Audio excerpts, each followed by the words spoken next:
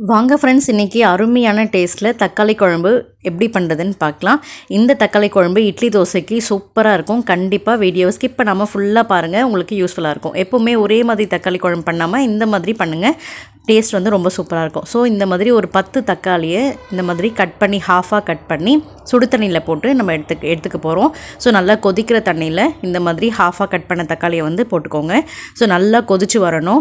ஒரு 4 மினிட்ஸ்லேருந்து 5 மினிட்ஸ் வரைக்கும் நல்லா கொதிக்க விடுங்க. ஸோ நல்லா கொதிக்கும் போது பார்த்திங்கன்னா உங்களுக்கு தக்காளி வந்து சீக்கிரமாக வெந்துடும். மேலே இருக்க ஸ்கின் வந்து அப்படியே உறிஞ்சிக்கிட்டு வந்துடும். ஸோ அது வரைக்கும் நம்ம நல்லா கொதிக்க விடணும். ஒரு 4 to 5 மினிட்ஸ்லேயே உங்களுக்கு அந்த மேலே பார்த்திங்கனாலே தெரியுது, உங்களுக்கு ஸ்கின் வந்து பாருங்கள் மேலே வருது. ஸோ இந்த டைமில் நீங்கள் கேஸ் ஆஃப் பண்ணிவிட்டு உள்ளே இருக்க தக்காளியெல்லாம் எடுத்து ஒரு தட்டில் ஒரு பிளேட்டில் வச்சு ஆற வச்சுக்கலாம். ஸோ இப்போ நல்லா வெந்துடுச்சு. இப்போ நான் ஒரு பிளேட்டில் ட்ரான்ஸ்ஃபர் பண்ணி கொஞ்சம் நேரம் ஆற வச்சுக்கிறேன். ஸோ ஆற வச்சுட்டு மேலே இருக்க ஸ்கின்லாம் வந்து ரிமூவ் பண்ண போகிறோம். ஒரு 2 மினிட்ஸ் போல் ஆறட்டும். ரொம்ப சூடாக இருக்குது. ஸோ இப்போ பார்த்திங்கன்னா நம்ம கையில் இந்த மாதிரி எடுத்தாலே வந்துடும். ஸோ ரொம்ப சூடாக இருக்கும்போது நமக்கு எடுத்தால் ரொம்ப கஷ்டமாக இருக்கும். அதனால் கொஞ்சம் ஆறுனதுக்கப்புறம் மேலே இருக்க எல்லா தக்காளியில் இருக்க அந்த ஸ்கின்னை வந்து ரிமூவ் பண்ணிவிட்டு நம்ம மிக்ஸி ஜாரில் போட்டு நல்லா ஃபைன் பேஸ்ட்டாக அரைச்சி ரெடியாக எடுத்து வச்சுக்கலாம். நீங்கள் கூடவே வந்து 2 காஞ்ச மிளகாவும் வேக வச்சு நீங்கள் அரைக்கிறதுனால அரைச்சிக்கலாம். அப்படி இல்லை நீங்கள் தாளிப்பில் கூட ஆட் பண்ணிக்கலாம்.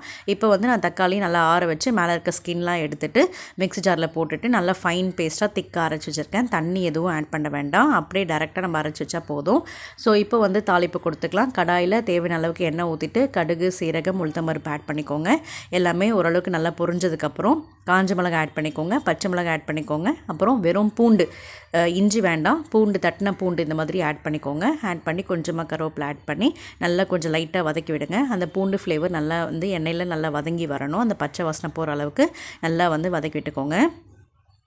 இந்த தக்காளி குழம்புக்கு பூண்டு தான் செம்ம ஃப்ளேவராக இருக்கும். அதனால் கட்டாயம் இடித்த பூண்டு ஆட் பண்ணிக்கோங்க. இஞ்சி பூண்டு பேஸ்ட் ஆட் பண்ணாதீங்க. அதேமாதிரி பூண்டு பேஸ்ட்டும் ஆட் பண்ண வேணாம். பூண்டு தட்டி ஆட் பண்ணிக்கோங்க. நெக்ஸ்ட்டு நல்லா பொடியாக கட் பண்ண ஒரு 2 வெங்காயம், மீடியம் சைஸில் இருக்க 2 வெங்காயம் நல்லா பொடியாக கட் பண்ணி ஆட் பண்ணி நல்லா வதக்கி விட்டுக்கோங்க. வெங்காயம் நல்லா கலர் சேஞ்ச் ஆகி நல்லா வதங்கி வரட்டும். இப்போ பாருங்கள் நல்லா வதங்கி வந்துடுச்சு. இப்போ நம்ம அரைச்சி வச்ச அந்த டொமேட்டோ பியூரியை இதில் வந்து ஆட் பண்ணிக்கோங்க. ஸோ ஆட் பண்ணிவிட்டு கொஞ்சம் நேரம் கொதிக்கட்டும். ஸோ நீங்கள் தட்டு போட்டு மூடிக்கோங்க, ஏன்னா மேலே தெரிக்கும். ஸோ அதனால் இந்த மாதிரி தட்டு போட்டு நல்லா எடுத்து கிளறி விடுங்க. இப்போ வீட்டில் அரைச்சி குழம்பு மிளகாய்த்து உங்களுக்கு காரத்துக்கு ஏற்ற மாதிரி நீங்கள் ஆட் பண்ணிக்கோங்க. ஆட் பண்ணி நல்லா மிக்ஸ் பண்ணிவிட்டு தேவையான அளவுக்கு உப்பு ஆட் பண்ணிக்கலாம். ஆட் பண்ணி ஒரு 2 தடவை நல்லா கொதிக்கட்டும். இந்த மாதிரி கொதித்ததுக்கப்புறம் உங்களுக்கு தேவையான கன்சிஸ்டன்சிக்கு ஏற்ற மாதிரி, அதாவது திக்னஸ் நீங்கள் எவ்வளோ உங்களுக்கு தேவையோ அந்த அளவுக்கு நீங்கள் தண்ணி ஆட் பண்ணிக்கோங்க. உங்களுக்கு ரொம்ப தண்ணியாக வேணும் அப்படின்னா நீங்கள் அதுக்கேற்ற மாதிரி ஆட் பண்ணிக்கலாம். இல்லை கொஞ்சம் கெட்டியாக வேணும் அப்படின்னா நீங்கள் அதுக்கேற்ற மாதிரி ஆட் பண்ணிக்கோங்க. ஸோ தண்ணி இந்த மாதிரி ஆட் பண்ணி நல்லா மிக்ஸ் பண்ணிவிட்டு ஒரு 5 மினிட்ஸ் வந்து நல்லா கொதிக்க விடுங்க. ஸோ அந்த மிளகாத்தூள் நம்ம ஆட் பண்ணோம் இல்லையா, அதோட பச்சை வாசனை எல்லாம் போயிட்டு நல்லா கொதித்து எண்ணெய் பிரிஞ்சு வரணும். அது வரைக்கும் நல்லா கொதிக்கட்டும்.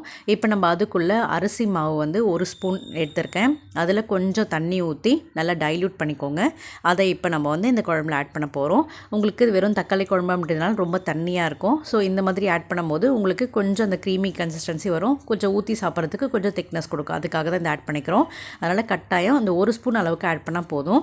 ஸோ ஆட் பண்ணிவிட்டு நல்லா மிக்ஸ் கொடுத்து ஒரு 3 மினிட்ஸ் திருப்பி கொதிக்க வச்சு ஃபைனலாக கொத்தமல்லி தூவி இறக்குனீங்க அப்படின்னா சூப்பர் டேஸ்டியான தக்காளி குழம்பு ரெடி. இட்லி, தோசை, கல் தோசைக்கெலாம் செம்ம அட்டகாசமாக இருக்கும். ரொம்ப சூப்பராக இருக்குங்க. இன்றைக்கி என்னோடய கிட்ஸோட லஞ்ச் பாக்ஸ்க்கே நான் மதியானம் இட்லியும் இந்த தக்காளி குழம்பு தான் பேக் பண்ணி கொடுத்தேன். வீட்டில் எல்லோரும் விரும்பி சாப்பிட்டாங்க. ஸோ கண்டிப்பாக இந்த ரெசிபி உங்கள் எல்லாருக்குமே பிடிச்சிருந்துக்கும் நம்புகிறேன். பிடிச்சிருந்தா வீடியோவை இந்த வீடியோக்கு ஒரு லைக் கொடுங்க.